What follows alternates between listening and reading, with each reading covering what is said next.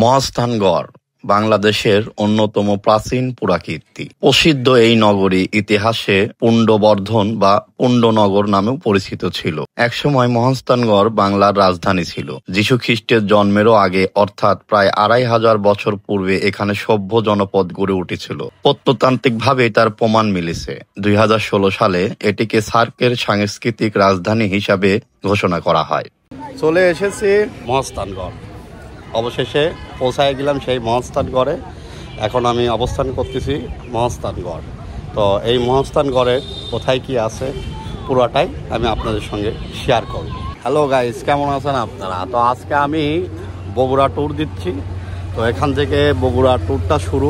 হয়তো রোডের ভিডিওটা আমি দেখাতে পারবো না, কারণ আমার অ্যাকশন ক্যামেরা নেই, এটা মোবাইল দিয়ে করা। আমি তবে বিভিন্ন জায়গার লোকেশন আপনাদের সঙ্গে শেয়ার করব। ধন্যবাদ সবাইকে। আর আমার এই ট্রাভেলের সঙ্গে আপনারা আমার সঙ্গী হবেন। যেহেতু শ্রাবণ মাস, তাই মেঘ ভর করে বৃষ্টি চলে এলো, আর বৃষ্টির জন্যই থমকে দাঁড়িয়ে গেলাম চাটমোহর বাজারের উপরে। কি আর করা, কিছুটা অপেক্ষা করা ছাড়া আর কোনোই উপায় নাই। মুলাডুলি রাজাপুরের রোডটা অনেক খারাপ, তাই ওই দিক দিয়ে যাব না। চাটমোহর বাস স্ট্যান্ড মোড়। চাটমোহরে পৌঁছায় প্রচুর পরিমাণে বৃষ্টি, আর বৃষ্টির জন্য এখন অপেক্ষা করতেছি চাটমোহর বাজারের উপরে। এটা চাটমোহর বাস স্ট্যান্ড।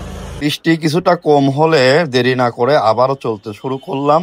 আমি চলে যাচ্ছি বনপাড়া হাইওয়ের দিকে। আমি এখন পৌঁছায় গেছি সিরাজগঞ্জ বনপাড়া হাইওয়ে। এখান দিয়ে আমি যাব মান্নাননগর, আর মান্নাননগর থেকে চলে যাব শেরপুর, আর শেরপুর দিয়েই আমি বগুড়ায় প্রবেশ করব। বনপাড়া হাইওয়ের পাশেই চলনবিলের অবস্থান, আর এই পথে যেতে চলনবিলের ভিউটাও আপনারা সুন্দরভাবে দেখতে পারবেন। ঠিক সৌন্দর্য আর চলনবিলের ভিউ দেখতে দেখতে আমি চলে এলাম মান্নাননগর হয়ে সেই শেরপুর।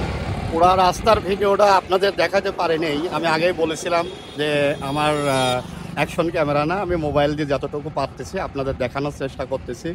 তো আমি এখন অবস্থান করতেছি, এটা শেরপুর বাজার, আর এটা হচ্ছে শেরপুর মডেল মসজিদ, যেটা আমাদের পাবনাতেও আছে মডেল মসজিদ।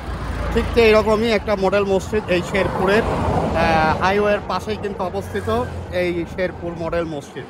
তো বাকি কথা বগুড়ায় যাই হবে, আপনারা বগুড়া পর্যন্ত অপেক্ষা করেন। শেরপুর থেকে বগুড়া হাইওয়ে রোড ধরে আমি সামনের দিকে এগোতে লাগলাম। তো রাস্তার যে সৌন্দর্য আর রাস্তার যে ভিউ, এটা দেখে তো পুরাই মাথা নষ্ট আমার। এত সুন্দর স্মুথ একটা রাস্তা এই বগুড়া হাইওয়ে। আর এই সুন্দরতম রাস্তা যদি আপনাদের সঙ্গে শেয়ারই না করতে পারে, তাহলে এত দূর ট্রাভেল করার কোনো মানেই হয় না। তাই তো ক্যামেরাটা পিছনের একজনকে দিয়েই আমি সামনে থেকে বাইক চালাচ্ছি আর আপনাদেরকে সৌন্দর্যটা উপভোগ করাচ্ছি। অবশেষে পৌঁছালাম বগুড়া শহরের হযরত শাহ সুলতান মাহমুদ বলকি রহমতুল্লাহের মাজারে। মহাস্থান বাস স্ট্যান্ড থেকে কিছুটা পশ্চিমে এই মাজার শরীফ অবস্থিত। শাহ সুলতান বলকি রহমতুল্লাহ আলাই 1400 শতাব্দীর একজন ইসলাম ধর্ম প্রচারক ছিলেন। আমি এখন দাঁড়িয়ে আছি মহাস্থানগড় মাজারে। মাজারের ভিতরে প্রবেশ করব, আর মাজারের পুরাটাই আপনাদেরকে সঙ্গে শেয়ার করব। তো আমার সঙ্গে থাকেন সবাই। এখন মাজারের ভিতরে প্রবেশ করব, আর মাজারের ভিতরে প্রবেশ করতে হলে অবশ্যই এই সিঁড়ি বেয়েই কিন্তু মাজারের উপরে উঠতে হবে, কারণ মাজারটা অনেক উঁচা একটা পাহাড়ের উপরে। তো আমি এখন এই সিঁড়ি দিয়েই সামনের দিকে এগিয়ে যাব। আমি এখন দাঁড়িয়ে আছি এই মহাস্থানগড়ের হযরত শাহ সুলতান বলকি রহমতুল্লাহের মাজারে।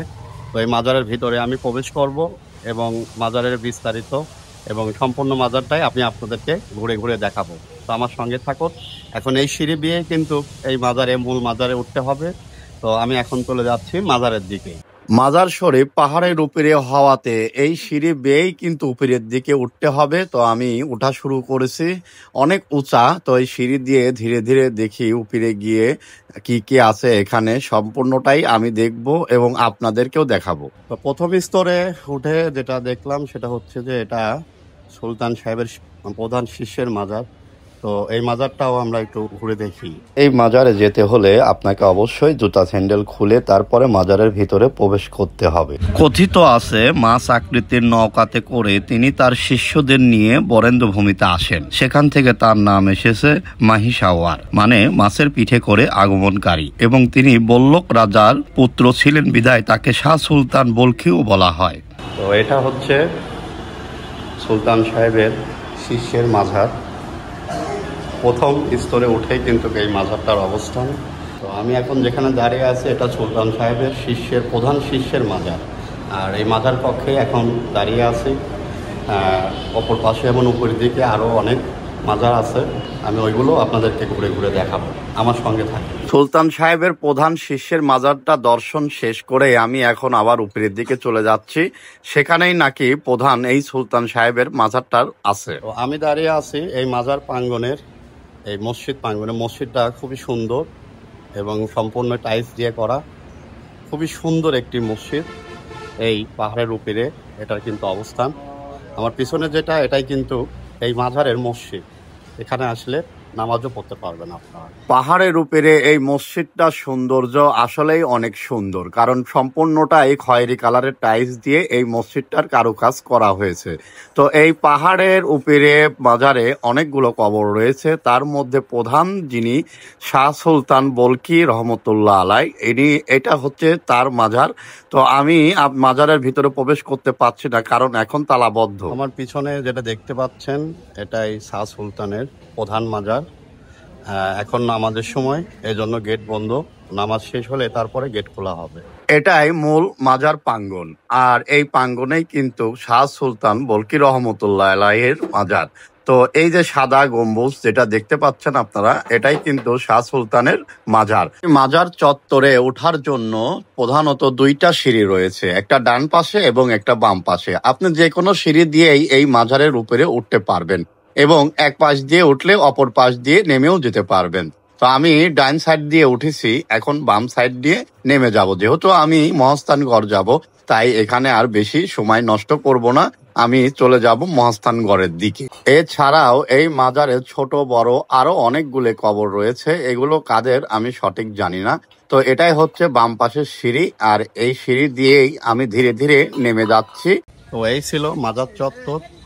আপনি মাজারটা আপনাদেরকে এই পাশ থেকে ওই পাশ পর্যন্ত ঘুরে দেখালাম। এখন চলে যাব মহাস্থানগড়ে, সেখানে যে বাকিটা কথা হবে। ধন্যবাদ সবাইকে। মাজার প্রাঙ্গণ থেকে মহাস্থানগড় গোবিন্দ ভিটা যেতে মাত্র 5 থেকে 6 মিনিট টাইম লাগবে। তো আমি এখন পৌঁছায় গেছি সেই মহাস্থানগড় গোবিন্দ ভিটায়।